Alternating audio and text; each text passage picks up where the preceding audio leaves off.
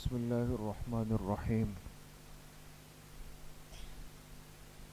أبواب العلم عن رسول الله صلى الله عليه وسلم. باب إذا أراد الله بعبد خيرا فقهه في الدين. حدثنا علي بن حجر قال حدثنا إسماعيل بن جعفر قال حدثني عبد الله بن سعيد بن أبي هند عن أبيه عن ابن عباس رضي الله تعالى عنهما أن رسول الله صلى الله عليه وسلم قال من يرد الله به خيرا يفقهه في الدين. حدیث پاک کے درس میں اس سے قبل ابواب الایمان کا بیان چل رہا تھا، اور ایمان سے متعلق جتنی ضروری باتیں ہیں، ضروریات ایمان ہیں، اس پر امام ترمذی رحمۃ اللہ علیہ نے بہت تفصیل سے ابواب قائم فرمائے۔ رمضان المبارک سے قبل ایمان کے وہ سارے ابواب مکمل ہوئے۔ آج سے انشاءاللہ حدیث کی اس بڑی کتاب جو ترمذی شریف ہے، ابواب العلم کا آغاز ہو رہا ہے۔ ایمان کی بحث مکمل ہوئی، اب علم کی بحث کو شروع فرما رہے ہیں۔ فرماتے ہیں کہ حضرت عبداللہ ابن عباس رضی اللہ عنہ سے روایت ہے کہ جناب رسول اللہ صلی اللہ علیہ وسلم نے ارشاد فرمایا من یرد اللہ بہ خیرا یفقہہ فی الدین، اللہ تعالی جس کے ساتھ بھلائی کا، خیر کا ارادہ فرما لیتے ہیں تو اسے دین کی سمجھ دے دیتے ہیں، فقاہت دے دیتے ہیں۔ علم ایک مسلمان اور مومن کی زندگی میں کتنا ضروری ہے، اس سے ہر صاحب بصیرت، سنجیدہ اور سمجھدار مسلمان واقف ہے، اس لیے کہ اس دین کی بنیاد جس وحی پر پڑی ہے، اس وحی کا آغاز بھی علم کے مضمون سے ہوا۔ پہلی وحی اتری اللہ کے پاک پیغمبر محبوب کائنات جناب رسول اللہ صلی اللہ علیہ وسلم پر، تو ہر ساتھی جانتے ہیں کہ پہلی وحی کے الفاظ کیا تھے؟ اقرأ بسم ربک الذی خلق۔ سورۃ العلق کی ابتدائی 5 آیات حضرت جبرائیل علیہ السلام لے کر آئے۔ یہ پہلی وحی تھی جو زمین پر اتری آپ علیہ السلام پر، اور اس وحی کا جو پہلا لفظ ہے وہ بہت کچھ بتا رہا ہے۔ اقرأ، اے میرے محبوب آپ پڑھیے، پڑھنے کا حکم، قرات کا حکم۔ کیا پڑھیے؟ بسم ربک، اپنے اس رب کے نام سے پڑھیے جس نے پیدا کیا۔ اس نے 2 بڑی باتوں کو حل کر دیا، علماء نے لکھا ہے۔ ایک تو اس سے یہ بھی معلوم ہوا کہ اس امت کا گزارا بغیر علم نبوت کے نہیں ہو سکتا، علم ضروری ہے۔ اور پھر علم بھی امت کے لیے وہ بہت ضروری ہے کہ جس علم سے انسان اللہ کی معرفت تک پہنچ جائے، اللہ کا تعارف جس علم کے نتیجے میں ہو جائے۔ بسم ربک الذی خلق، ایسا علم بندہ حاصل کرے کہ جس میں اسے پتہ چل جائے کہ اللہ پاک کی ذات کون ہے۔ اب اس کی نفی تو کوئی انسان نہیں کر سکتا دوستوں کہ علم کی بہت ساری صورتیں ہیں، اور آج جو جتنے مراکز ہیں اور جتنے ادارے ہیں، جتنے مکاتب ہیں، جتنے مدارس ہیں، جتنی یونیورسٹیز ہیں، شاید اس سے پہلے کبھی نہیں ہوں۔ اور پھر ہر ایک کا اپنا ایک موضوع ہے، کوئی طب سے متعلق ہے، کوئی انجینئرنگ سے متعلق ہے، کوئی قانون اور لاء سے متعلق ہے، ہر چیز کا ایک الگ الگ وہ ہے۔ اور انسان کا ذوق بھی الگ ہے سیکھنے کے اندر۔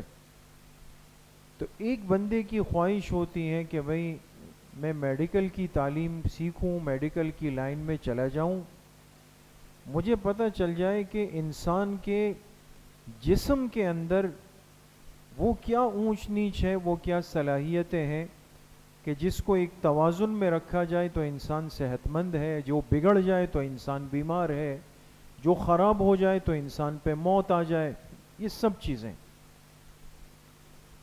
تو علم طب، علم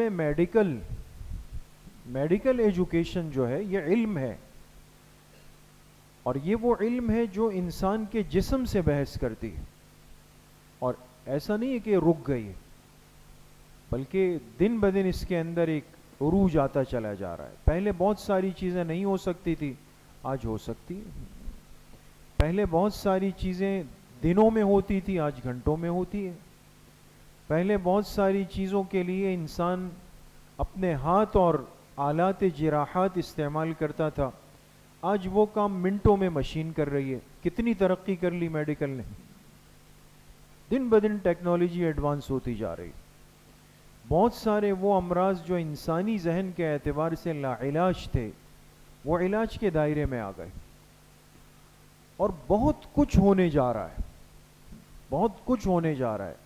یعنی یہاں تک اس وقت ڈاکٹر اس محنت کے اندر لگے ہوئے ہیں کہ انسان کے جو اعضاء ہیں نا، جیسے کان ہے، ناک ہے، آنکھ ہے، ہاتھ ہے، پیر ہے، خدا نخواستہ اللہ سب کی حفاظت فرمائے، ابھی اگر خدا نخواستہ کسی کا پیر متاثر ہو جائے، ضائع ہو جائے، کٹ جائے، تو اس کا حل یہ ہے کہ مصنوعی پیر لگ جائے گا نا، مصنوعی پیر، اصلی پیر تو نہیں آ سکتا نیچے، لیکن انسانی جینز کے اندر وہ تلاش شروع ہے اس وقت کہ ضرور اللہ پاک نے انسانی جسم میں یہ صلاحیت رکھی ہے، اور ہم اس تک رسائی کر لے۔ اور بقول جیسے کتابوں میں لکھا ہے میڈیکل کی تحقیقات میں کہ بہت جلد یہ تحقیق ہو جائے گی کہ انسان کے جسم کا جو عضو ضائع ہو جائے، مثال کے طور پہ آنکھ ختم ہو گئی، تو اس انسان کے اندر ہی ایسی صلاحیت ہو جائے گی کہ دوسری آنکھ آ جائے گی، پیر دوبارہ آ جائے، ہاتھ دوبارہ آ جائے، کان دوبارہ آ جائے۔ اب بالفرض اگر ایسا ہو جاتا ہے اور بعید نہیں ہے، تو آپ بتائیں کتنی بڑی ایک ترقی ہوگی اور ایک کتنا بڑا کام اور کردار ہو جائے گا۔ یہ سب چیزیں اپنی جگہ پر ہے، اور اس کو آپ ہر فیلڈ پر قیاس کر لیں، ہر چیز آگے کی طرف سفر کر رہی جا رہی۔ تو جسم انسانی سے ڈاکٹر بحث کرتا ہے، اس کے سر کے بال سے اس کے ناخن تک چلا جاتا ہے، ایک ایک چیز کو کھول کے دکھایا جاتا ہے۔ لیکن اگر علم نبوت کا نور نہیں ہے اس سکھانے اور پڑھانے والے میں، تو وہ جسم انسانی میں اس کو کئی سال تعلیم دے دے گا، لیکن وہ اس کو یہ نہیں بتائے گا کہ جسم کے اتنے بڑے نظام کو، جس کو سمجھنے میں ہمیں صدیوں لگے ہیں، یہ جسم بنانے والی ذات کون سی؟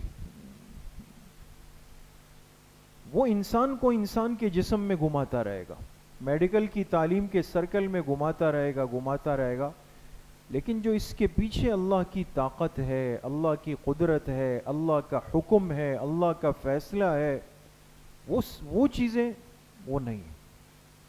یہ فرق ہوتا ہے دوستوں، میں یہ سمجھانا چاہتا ہوں۔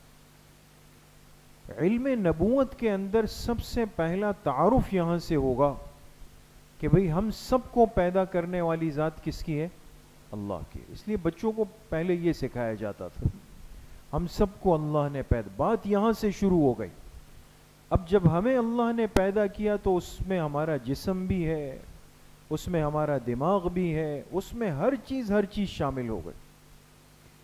تو اب چاہے بندہ آگے جتنی بھی تعلیم حاصل کرے، لیکن وہ جملہ ذہن میں فیڈ ہو گیا کہ ان سب چیزوں کا خالق اور مالک تو اللہ تعالیٰ ہے، وہ سب سے اوپر ہے، سب سے غالب ہے۔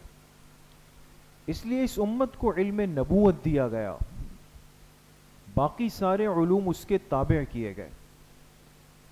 تو بہت ضروری ہے کہ آج اس امت کا ہر فرد اس بات کی طرف دوبارہ مڑ کر آئے کہ ہم نے نہ صرف یہ کہ علم سیکھنا ہے، بلکہ علم بھی وہ علم جو ہمیں اللہ کی ذات کی معرفت کروا دے، جو ہمیں اللہ کی ذات تک پہنچا دے۔ جو ہمیں اللہ کی ذات کی آگہی کروا دے، اس کا نتیجہ پھر یہ ہوگا کہ یہ مسلمان یہ ڈاکٹر بھی بنے گا، یہ انجینئر بھی بنے گا، یہ تاجر بھی بنے گا، یہ ملازم بھی بنے گا، مسافر بھی بنے گا، سب کچھ بنے گا، لیکن کوئی غلط فعل نہیں کرے گا، حق نہیں مارے گا، چوری نہیں کرے گا، کسی کی جان بوجھ کے ضائع نہیں کرے گا۔ کیوں؟ اس لیے کہ اس کے ذہن میں اللہ کی ذات کا خوف موجود ہوگا کہ مجھے ان ساری باتوں کا ایک دن جواب بھی دینا ہے۔ اس لیے میرے عزیز و دوستو بزرگوں، اللہ جس کے ساتھ بھلائی کا ارادہ فرما لیں تو حدیث پاک میں کیا فرمایا؟ یفقہہ فی الدین، اس شخص کو اللہ پاک اپنے اس دین کی سمجھ اور فقاہت دے دیتے۔ تو اب ہمارے پاس علم کے سیکھنے کے دو درجے ہیں۔ ایک درجہ تو علم کے سیکھنے کا وہ تو علم تفصیلی ہے۔ تفصیلی علم تو مقصد یہ ہے کہ دنیا کے اندر جتنے اعمال فرض ہیں، دیکھیے یہ بات ذہن میں رکھیں اور لے کر جائیں کہ جو حیثیت عمل کی ہوگی اس کے علم کی وہی حیثیت ہوگی۔ جو عمل فرض ہے، بھئی ابھی ہم نے عشاء کی کتنی رکعتیں پڑھی؟ 4 رکعتیں فرض پڑھی نا۔ یہ 4 رکعتیں فرض تھی، 4 رکعت عشاء کی نماز کا عمل فرض ہے، تو نماز کا علم بھی فرض ہے۔ جو عمل واجب ہے تو اس کا علم سیکھنا بھی واجب ہے، جو عمل سنت ہے اس کا علم سیکھنا بھی سنت ہے، جو عمل مستحب ہے تو اس کا علم سیکھنا بھی مستحب ہوگا۔ لیکن اب فرق یہ ہے کہ ایک تفصیلی علم ہے۔ ہر بندہ تو ظاہر سی بات ہے کہ میں کہوں بھئی میں تو 8-10 سال کیسے فارغ کروں، پورے 10 سال تو میں نہیں دے سکتا، 8 سال نہیں دے سکتا، گھر بھی چلانا ہے اور کوئی ہے نہیں، سارے کام ہے دنیا کے۔ تو اس کو علم تفصیلی کا پابند نہیں کیا گیا، علم ضروری کا پابند کیا گیا۔ اس لیے ایک اس قدر جماعت کا اسلامی معاشرے میں ہر وقت موجود ہونا کہ جن کے پاس تفصیلی علم موجود ہو تو سب کی طرف سے کفایت کر جائے گا۔ اب کراچی کے اندر جتنے ٹاؤن ہیں، جتنے یوسیز ہیں، جو بھی نظام ہمارا چلتا ہے، اگر اس میں ہمیں اتنے علماء دستیاب ہے کہ اگر ایک بندے کو رات کو کوئی مسئلہ پیش آیا اور اس نے کہا کہ صبح میرے سب سے پہلا کام یہ ہوگا کہ میں اس مسئلے کو سمجھوں، تو صبح آیا اسے اپنے علاقے میں کوئی عالم دستیاب ہو جائے گا؟ اگر تو ہے تو اس کا مطلب ہے کہ کفایہ ہو گیا ہے، کفایت ہے۔ اس لیے علمی ماحول کا ہونا اور علماء کی کثرت بہت بڑی نعمت ہے، بہت ہی بڑی نعمت ہے، چاہے وہ ہمیں زیادہ تر فارغ بھی نظر آئے، لیکن یہ کہ یہ وجود نعمت غیر مترقبہ ہے۔ تو اگر معاشرے میں اتنے تعداد میں اہل علم ہو جو امت کو سنبھال سکے، امت کی رہنمائی کر سکے، باقی پوری امت کی ذمہ داری ساقط ہو جائے گی۔ اب ان کے ذمے کیا ہوگا؟ علم ضروری ہوگا۔ لہذا اب ایک بندہ کم از کم وضو کا صحیح طریقہ جانتا ہو، ایک بندہ کم از کم نماز کا، پوری نماز پڑھنے کا طریقہ جانتا ہو، ایک بندہ کم از کم یہ جانتا ہو کہ عاقل بالغ مسلمان پر روزے رکھنا فرض ہے، کم سے کم یہ جانتا ہو کہ صاحب استطاعت مسلمان پہ زکوٰۃ فرض ہے، کم از کم یہ جانتا ہو کہ صاحب نصاب مسلمان پر زندگی میں 1 مرتبہ حج بیت اللہ فرض ہے، کم از کم یہ جانتا ہو کہ صاحب نصاب مسلمان پہ عید الاضحیٰ کے 3 دنوں میں قربانی کرنا واجب ہے۔ باقی یہ کہ قربانی کے مسائل کیا ہے، جانور کتنے سال کا ہو، جانور کی دم کٹ گئی، حج پہ چلے گئے، وہاں 3 شیطانوں کی رمی کے بجائے 2 شیطانوں کی رمی کر لی، طواف زیارت 3 دن نہیں کیا، چوتھے دن کر لیا، اب یہ تفصیلی مسائل ہو جائیں گے، تو عامت الناس اس کے لیے علماء سے رجوع کریں گے۔ اب ایک معاشرہ صحیح نہج پہ چل پڑے گا دوست۔ تو اس لیے میرے دوستوں بزرگوں عرض کرنے کا مقصد یہ ہے، اور اتفاق یہ ہے کہ اسلامی مہینہ شوال کا ہے نا، ہمارے اس ملک میں جو دینی تعلیم یا مدارس کی تعلیم کا جو سال شروع ہوتا ہے، نیا سال، آپ کو پتہ ہے وہ کون سے مہینے سے ہوتا ہے؟ شوال سے۔ یہ جو آج کل کے دن ہیں یہ مدارس میں ایڈمیشن کے دن چل رہے ہیں، جیسے اسکول کالج وغیرہ میں کسی میں اپریل سے ہوتے ہیں، کسی میں اگست سے ہوتے ہیں، مدارس میں یہ موسم چل رہا ہے، سیزن چل رہا ہے داخلوں کا۔ تو بحیثیت ایک امت کے اور ایک مسلمان ہونے کے یہ ہمارے ذمے ہیں کہ زیادہ نہیں تو کم از کم ہمارے گھر کا ایک ذہین اور صحت مند بچہ ہے نا، بات سمجھ رہے ہیں نا دوست، ایک ذہین اور صحت مند بچہ ایسا بھی ہو کہ جسے ہم یہ نیت کریں خالص کہ بھئی یہ بچہ تو میرا، بھئی یہ تو دین کے علم کے لیے یہ وقف ہو چکا۔ اب اللہ نے آپ کو اولاد کی نعمت دی ہے، 3 بچے ہیں، 4 بچے ہیں، ہم جیسے کوشش یہ کرتے ہیں کہ شروع سے یہ اچھے اسکول میں چلا جائے، بہت ضروری ہے، اچھے اس کو تعلیم مل جائے، اچھی ایجوکیشن مل جائے، بہت ضروری ہے۔ تو اس کے ساتھ ساتھ یہ بھی بہت ضروری ہے کہ ہم کم از کم اپنا ایک بچہ یا ایک بچی وہ اس نیت کے ساتھ خاص کریں۔ اور عموماً پہلے ہوتا تھا، اب انشاءاللہ ایسا نہیں ہوگا، اور ماشاءاللہ آپ حضرات تو سمجھدار ہیں، جڑے ہوئے لوگ ہیں۔ پہلے جیسے ہم سنتے ہیں کہ لوگ کیا کرتے تھے کہ بہت زیادہ اگر وہ کیا تو ایسا بچہ جو بیچارہ بالکل بھولا بھالا ہو، سیدھا سادہ ہو، کمزور ہو، کن ذہن ہو، کوئی مونٹیسری بھی اس کو قبول نہیں کر رہی ہے، چلے بھئی اگلے دن آئے، یہ قاری صاحب یہ قبول فرما لیجئے، یہ بچہ آپ کے لیے لائے ہیں، اب آپ نے اس کو حافظ بنانا ہے، عالم بنانا ہے، مفتی بنانا ہے، ہم یہیں سے اس کو شیخ الحدیث دیکھنا چاہتے ہیں۔ تو باقی جو ذہین فتین اور جو اچھے ماشاءاللہ بچے تھے تو وہ تو چلے گئے ماما بیبی کیئر میں اور دوسرے اچھے اسکولز کے اندر چلے گئے، اور یہ آ کے قاری صاحب کے ساتھ بٹھا دیے۔ اب ایک ہفتے بعد جب سنا تو ظاہر سی بات ہے اس بچے کی جو ذہن کی جو کیفیت ہے وہ اتنا قاعدہ سنائے گا، اور جب اس نے کچھ الٹا سیدھا سنایا تو پھر قاری صاحب کی برائی آ گئی۔ تو یہ خیر اب ایسا نہیں ہوگا، میں سمجھتا ہوں اب تو کچھ جو محسوس ہوتا ہے کہ الحمدللہ بہت فرق ہے، بہت بہتری ہے، اور ہمیں اپنے اس مزاج میں بہرحال تبدیلی کرنی چاہیے۔ یقین کریں ایک بچہ بنتا ہے، ہم نے پورے خاندانوں کو بدلتے ہوئے دیکھا ہے، گھرانوں کو بدلتے ہوئے دیکھا ہے، ماحول میں فرق دیکھا ہے۔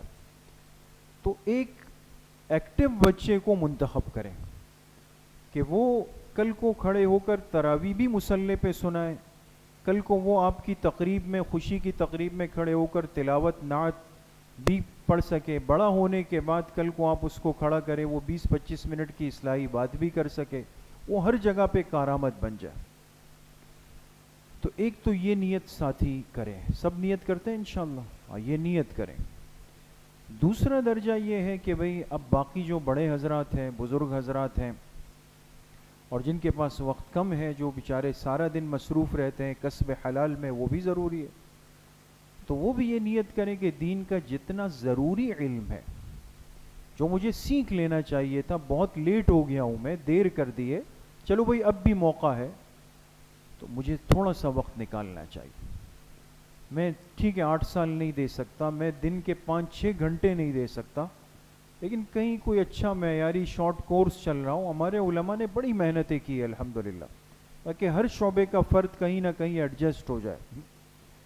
تو اب کوئی مناسب کورس ہے 1 سال کا، 2 سال کا، 3 سال کا، کم وقت ہے، دن میں آپ کو 1 گھنٹہ دینا ہے، ہفتے میں 2-4 دن دینے، تو چلو بھئی یہ تو بڑی اچھی بات ہو گئی، ہمیں تو موقع مل گیا۔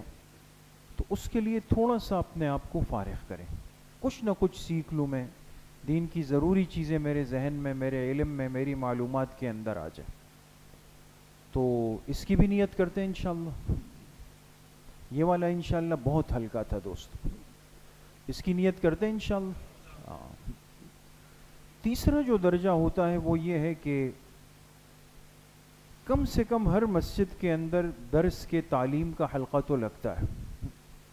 آپ جس مسجد میں بھی نماز پڑھیں، کہیں فجر کے بعد، کہیں عشاء کے بعد، کہیں اتوار ہفتے کے دن، کوئی نہ کوئی ایک ترتیب چل رہی ہوتی. تو اب مثال کے طور پہ آپ ساتھی دیکھیں ماشاءاللہ بیٹھ گئے محبت سے. اب یہ 15-20 منٹ کی بات، ہفتے کے دن ہمارے ہاں کتنے دن درس ہوتا ہے؟ 4 دن. جمعہ ہفتہ درس قرآن، پیر کے دن درس حدیث، اور کل منگل کے دن مسائل فقہ. 4. اب میں کہوں بھئی یار میں تو 8 سال بھی نہیں دے سکا، میرے لیے 2 سال وہ بھی وہاں مجھے چھٹی نہیں مل رہی، بہت مشکل ہے. چلے یہ تو کر سکتا ہوں، عشاء میں آیا، عشاء کے بعد 15-20 منٹ کی بات ہوگی. بدھ کے دن جو ہے وہ گشت ہوتا ہے، عشاء کے بعد تھوڑی سی بات ہوگی، یہ تو چلے میں کر سکتا ہوں. تو بھئی یہ تو ایک ادنا درجہ ہے، اس میں بھی ہم جو ہے پیچھے جگہ بنا رہے ہیں اور چپل لیے اور یہ جا وہ جا گھر چلے گئے. وقت ہی نہیں رکھا دین کے لیے، کوئی جس کو کہا جائے کہ اہمیت ہی نہیں دی. تو یہ تو اس کی نیت تو سب کے دل میں ہی ہوگی نا انشاءاللہ. ہاں.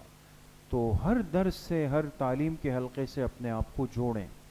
دین سیکھنا یہ ہم سب کی اپنی ضرورت ہے.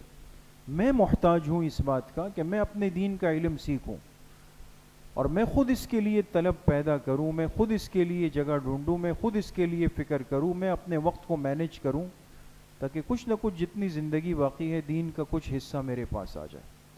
اللہ پاک صحیح عمل کی توفیق نصیب فرمائے. الحمدللہ رب العالمین والصلاة والسلام علی سیدنا.